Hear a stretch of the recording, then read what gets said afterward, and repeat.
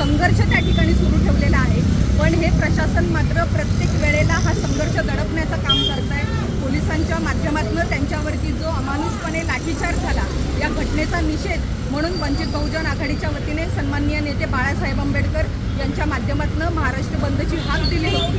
आज वंचित बहुजन आघाडीचे कार्यकर्ते, अनेक विद्यार्थी संघटना जे मित्रपक्ष संघटना लोकशाहीला बळकट करण्यासाठी काम करतात आणि या नालायक शिक्षण व्यवस्थेच्या विरोधात आवाज उठवण्याचा प्रयत्न करतात। आज त्या सगळ्यांनी मिळून हा बंद पुकारलेला आहे आणि आज आपण ह्या भांडूपमध्ये सुद्धा हाच बंद पार पाडत आहोत। तुमचं काही पदाधिकाऱ्यांना जे आहे ते पोलिसांनी खरं ताब्यात घेतलं आहे कसं? खरं तर आम्हाला विद्यार्थ्यांचे प्रश्न मांडत असताना, इथल्या वंचित शोषित घटकांचे प्रश्न मांडत असताना हा अनुभव आम्हाला काही जुना नवीन नाही आहे। आमच्या प्रत्येक आंदोलनाच्या आधी आम्हाला सगळ्यांना पोलीस नोटीस दिली जाते।